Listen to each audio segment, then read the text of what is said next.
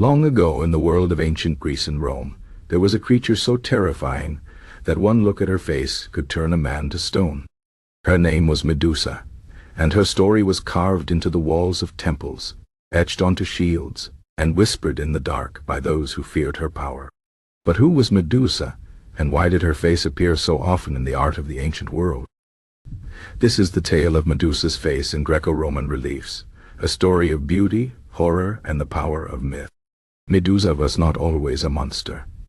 Once, she was a beautiful woman with long flowing hair, admired by many.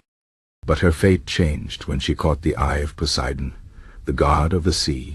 In a sacred temple, an act of disrespect unfolded, and the goddess Athena, furious at the violation of her holy space, transformed Medusa into a creature of nightmares. Her hair became a mass of writhing snakes, and her gaze turned deadly. Anyone who looked directly into her eyes would be frozen forever in stone. The ancient Greeks and Romans were fascinated by Medusa's power. They believed that her face could ward off evil, and so they carved her likeness into their buildings, shields, and jewelry. This image was called the Gorgoneion, the face of the Gorgon, and it was meant to protect.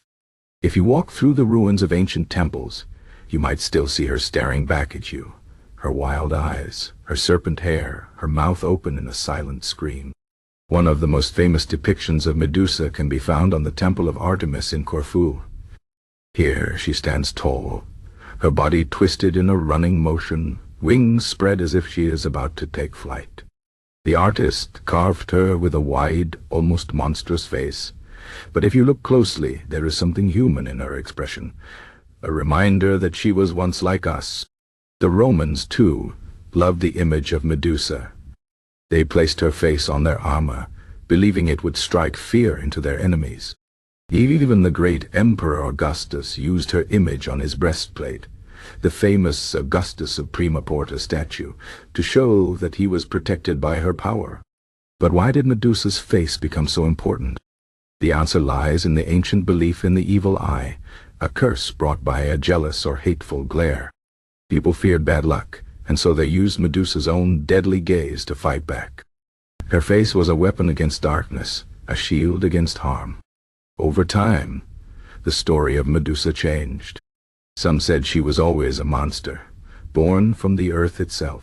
Others believed she was a victim, punished for a crime she did not commit. But no matter how the tale was told, her face remained a powerful symbol. When you look at these ancient carvings today, you are not just seeing stone, you are seeing fear, power, and the endless human need for protection. Medusa's face was more than art. It was a prayer carved in stone, a hope that evil would pass by and leave the people unharmed. And so, the next time you see her wild eyes and serpent hair staring back from an ancient relief, remember, she was once a woman, then a monster, and, finally, a guardian. Her story lives on, carved into the stones of history, waiting to be told again.